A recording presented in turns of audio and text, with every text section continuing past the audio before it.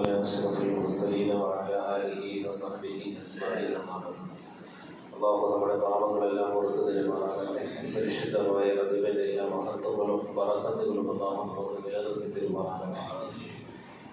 ബഹുമാനമുള്ളവരെ, പരിശുദ്ധമായ റജബ് എന്ന് പറയുമ്പോൾ നമസ്കാരം നമുക്ക് നിർബന്ധമാക്കി തന്ന, അതായത് നമുക്ക് സമ്മാനമായി അല്ലാഹു തആല തന്ന ആ ഒരു പരിശുദ്ധമായ മാസത്തിൽ കൂടിയാണ് നമ്മൾ നിലകൊള്ളുന്നത്.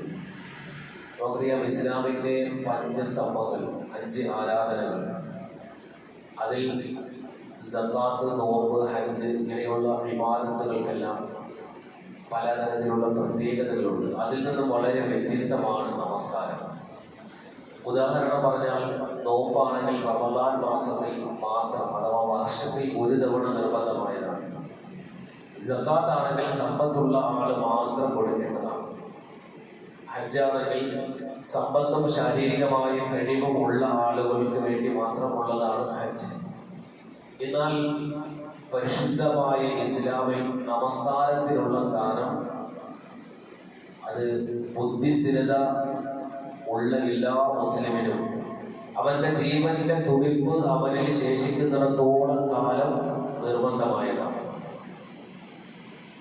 അതിന് യുദ്ധത്തിന്റെ സാഹചര്യത്തിലാണെങ്കിലും യാത്രയുടെ സാഹചര്യത്തിലാണെങ്കിലും പരിശുദ്ധ ഇസ്ലാം ആ നമസ്കാരം ഉപേക്ഷിക്കുവാനുള്ള യാതൊരു തരത്തിലുള്ള വഴിയും കാണിച്ചു തരുന്നില്ല. മറിച്ച് ആ സാഹചര്യത്തിൽ പോലും നമസ്കരിക്കുവാനുള്ള രീതിയാണ് ഇസ്ലാം പഠിപ്പിക്കുന്നത്.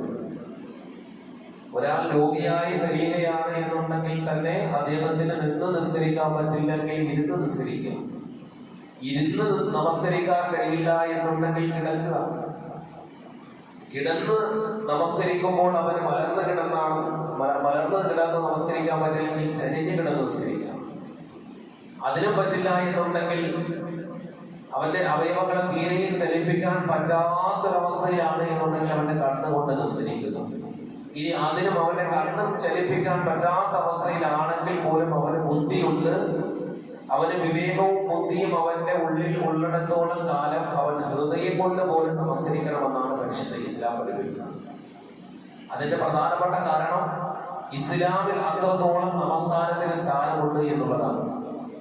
നമസ്കാരം ഇല്ലാത്ത ഒരാളിന് അതുകൊണ്ട് ഇസ്ലാമിൽ ഇസ്ലാമിൽ യാതൊരു സ്ഥാനവുമില്ല. അല്ലാഹു കാക്കുമാറാകട്ടെ. നമസ്കാരം മരണം വരെയും അള്ളാഹു നിർവഹിക്കുവാൻ, നിറവേറ്റുവാൻ, റബ്ബുമായിട്ടുള്ള ബാധ്യതയെ നിറവേറ്റുവാനുള്ള തൗഫീഖ് അള്ളാഹു നൽകുമാറാകട്ടെ. പരിശുദ്ധരായ റസൂലുള്ളാഹി സ്വല്ലല്ലാഹു അലൈഹി വസല്ലമ തങ്ങൾക്ക് കിട്ടിയ ഒരു മിഹ്റാജ്, ആ ഒരു മിഹ്റാജാണ് നമസ്കാരത്തിലൂടെ അള്ളാഹു നമുക്ക് തന്നിരിക്കുന്നത്. നേരിട്ടുള്ള സംഭാഷണം, അള്ളാഹുമായിട്ടുള്ള മുനാജാത്ത്, നമ്മുടെ സൃഷ്ടാവായ റബ്ബുമായിട്ട് നേരിട്ടുള്ള സംഭാഷണമാണ് ഈ നമസ്കാരത്തിലൂടെ അള്ളാഹു നമുക്ക് വെച്ചിരിക്കുന്നത്. മിഹ്റാജ് എന്ന് പറയുമ്പോൾ നമുക്കറിയാം, ഹബീബായ റസൂലുള്ളാഹി സ്വല്ലല്ലാഹു അലൈഹി വസല്ലമ തങ്ങൾ മക്കയിൽ ബഹുമാനപ്പെട്ട ഉമ്മഹാനി ബീവി റളിയല്ലാഹു തആല അൻഹയുടെ വീട്ടിൽ ഉറങ്ങി കിടക്കുമ്പോൾ മാലാഖ ജിബ്രീൽ അലൈഹിസ്സലാം കടന്നു വരികയും ബുറാഖ് എന്ന വാഹനത്തിൽ മസ്ജിദുൽ ഹറമിൽ നിന്നും ഫലസ്തീനിലെ മസ്ജിദുൽ അഖ്സയിലേക്ക് കൊണ്ടുപോവുകയും അവിടെ നിന്നും സപ്താകാശങ്ങളും താണ്ടി അള്ളാഹുവിന്റെ സമീപത്തേക്ക് കടന്നു ചെന്ന് അള്ളാഹുവുമായിട്ട് നേരിട്ട് സംഭാഷണം നടത്തിയ, റബ്ബുമായി കണ്ടുമുട്ടി സംഭാഷണം നടത്തിയ ആ ഒന്നാണ് മിഹ്റാജ്. ആ മിഹ്റാജിന്റെ അനുഭൂതിയാണ് നമസ്കാരത്തിലൂടെ നമുക്കും ഇസ്ലാം നൽകുന്നത്. അല്ലെങ്കിൽ നാം കാണേണ്ടതും ആ മിഹ്റാജിന്റെ അതേ പരിശുദ്ധിയാണ്.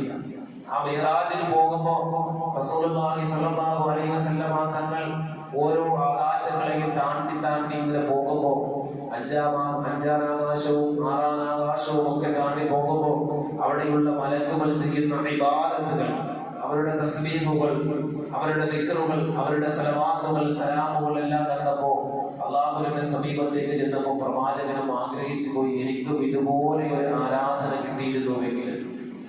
അങ്ങനെ പ്രവാചകന്റെ ആഗ്രഹപ്രകാരമാണ് അല്ലാഹു സുബ്ഹാനഹു വ തആല ആ മിഹ്റാജിൽ അള്ളാഹുവുമായി നബിതങ്ങൾ അടുക്കുമ്പോൾ നമസ്കാരത്തിന്റെ ഇബാദത്തുകൾ നമുക്ക് നിർബന്ധമാക്കി തന്നു. അതായത് മലക്കുകൾ ചെറിയ ദിക്റുകൾ, അവർ ചെയ്ത ഇബാദത്തുകൾ, അവരുടെ തഹ്ലീലുകൾ, അവരുടെ തദ്കീറുകൾ, ദുആകൾ, ഇതെല്ലാം കൂടി സമ്മേളിച്ച ഒന്നായിട്ട് ആദരവായ നബിതങ്ങൾക്ക് അല്ലാഹു നമസ്കാരം കൊടുത്തു. നബിതങ്ങൾ മിഅ്റാജ് കഴിഞ്ഞ് വന്നിട്ട് സഹാബത്തിനോട് പറഞ്ഞു, ആരെങ്കിലും ഒരാൾ ഈ 5 നേരത്തെ നമസ്കാരം കൃത്യമായി നിർവഹിച്ചു കഴിഞ്ഞാൽ മിഅ്റാജിന്റെ ദിനത്തിൽ ഞാൻ കണ്ട മലക്കുകൾ ചെയ്ത ഇബാദത്തിന്റെ അതേ പ്രതിഫലം അവന് കിട്ടുമെന്ന്. മലക്കുകൾ എന്തെല്ലാം ഇബാദത്ത് ചെയ്യുന്നുണ്ടോ, ആകാശം 6-ാം ആകാശത്തിലും 7-ാം ആകാശത്തിലും 5-ാം ആകാശത്തിലും ഒക്കെ മലക്കുകൾ എന്തെല്ലാം ഇബാദത്ത് ചെയ്തോ അതേ ഇബാദത്തിന്റെ കൂടി നമ്മൾ ഭക്തിയോടുകൂടി നമസ്കരിച്ചാൽ നമുക്ക് ഇവിടെ കിട്ടും. അല്ലാഹു തൗഫീഖ് നൽകി അനുഗ്രഹിക്കുമാറാകട്ടെ. അതുകൊണ്ട് നമസ്കാരം എന്നുള്ളത് ഒരു മുഅ്മിനിനെ സംബന്ധിച്ചിടത്തോളം അവനും ഒരു മിഅ്റാജാണ്. 7 ആകാശങ്ങൾ പ്രവാചകൻ കടന്നുപോയ ആ ഒരു അത്ഭുതം നമ്മുടെ മുന്നിലേക്ക് കടന്നു വരുന്ന ഒന്നാണ് മിഅ്റാജ്.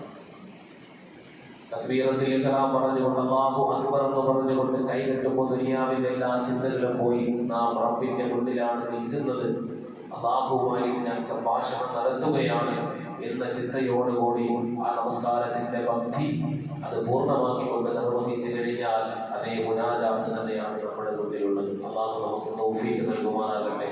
അതുകൊണ്ട് പരിശുദ്ധമായ ഈ റജബിന്റെ ഓരോ പുണ്യദിന രാത്രങ്ങളിലും നമ്മുടെ നമസ്കാരങ്ങൾ അത് കൃത്യമായി നിർവഹിക്കുവാൻ നമ്മൾ ശ്രമിക്കുക. മാത്രമല്ല നമ്മുടെ കുടുംബക്കാർ, വീടുകളിലുള്ളവരോട്, നമ്മുടെ മക്കൾ, മരുമക്കൾ, ചെറുമക്കൾ ഇവരോടൊക്കെ നമസ്കാരം കൊണ്ട് കൽപ്പിക്കുകയും അതിനുള്ള തയ്യാറെടുപ്പുകൾ നടത്തുവാൻ. പല വീടുകളിലും നമസ്കാരം ഇല്ല എന്നുള്ളത് അറിയാൻ കഴിയുന്നു. അല്ലാഹു കാക്കുമാറാകട്ടെ.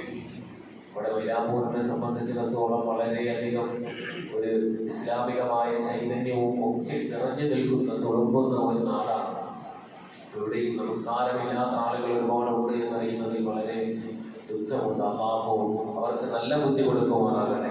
ഈ പരിശുദ്ധമായ റജബ് മാസത്തിൽ കൂടുതൽ അല്ലാഹുമായി അടുക്കുവാൻ, നമസ്കാരത്തിന് പ്രാധാന്യം കൊടുക്കുവാൻ. പള്ളികൾ നിറയേണ്ട സമയമാണിപ്പോൾ. പള്ളികൾ നിറയേണ്ട സമയമായിട്ട് പോലും ആ റമദാനിനെ വരവേൽക്കുന്ന റജബിന്റെ ആ ഒരു പഴമയുടെ മഹത്വം ഇന്ന് നമുക്ക് കാണുന്നില്ല. പണ്ട് റജബൊക്കെ ആകുമ്പോൾ പള്ളികൾ നിറയും, റജബ് തൊട്ടേ പള്ളികൾ നിറയും നമസ്കാരക്കാരെ കൊണ്ട്. അല്ലാഹു നമുക്കെല്ലാം ഈമാൻ നൽകി അനുഗ്രഹിക്കുമാറാകട്ടെ. ആ ഒരു ഈമാനിക ചൈതന്യത്തോടു കൂടി മുന്നോട്ട് പോകാൻ അല്ലാഹു തൗഫീഖ് നൽകട്ടെ. ഇൻഷാ അല്ലാഹ് നമുക്ക് വരും ദിവസങ്ങളിൽ മിഅ്റാജിനെ കുറിച്ച് ഇൻഷാ അല്ലാഹ് സംസാരിക്കാം. മിഅ്റാജ് എന്ന് പറഞ്ഞാൽ ഒരു വലിയ അത്ഭുതമാണ്.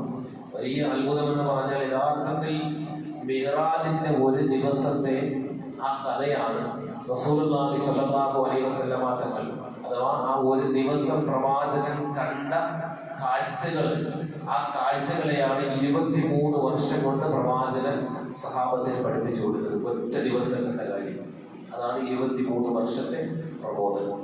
ഇതിന് ഒരു ഉദാഹരണം പറഞ്ഞാൽ നമ്മൾ ഇവിടെ നിന്ന് കൊല്ലത്തേക്ക് പോകാൻ 1 മണിക്കൂർ യാത്ര ഉണ്ടാകും. 1 മണിക്കൂർ കൂടിപ്പോയാൽ 1 മണിക്കൂർ യാത്ര ഉണ്ടാകും. ഇത്ര ഉണ്ടാവില്ലേ?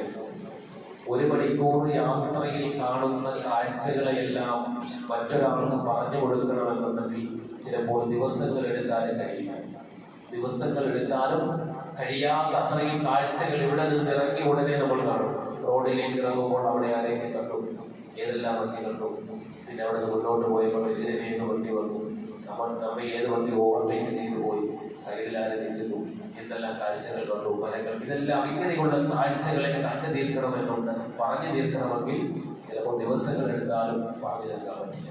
ഇതാണ് നബി സല്ലല്ലാഹു അലൈഹി വസല്ലമ തങ്ങൾ ആ ഒരൊറ്റ രാത്രി കൊണ്ട് കണ്ട കാഴ്ചകളെ മുഴുവനും പറഞ്ഞു തീർത്തത് 23 വർഷം കൊണ്ടായിരുന്നു. അത്രയും കാഴ്ചകൾ കണ്ട അത്ഭുതകരമായിട്ടുള്ള ഒന്നാണ് മിഅ്റാജ്. അല്ലാഹു പഠിക്കുവാനുള്ള തൗഫീഖ് നൽകി അനുഗ്രഹിക്കുമാറാകട്ടെ. അൽഹംദുലില്ലാഹി റബ്ബിൽ ആലമീൻ. അസ്സലാമു അലൈക്കും വറഹ്മത്തുള്ളാഹി.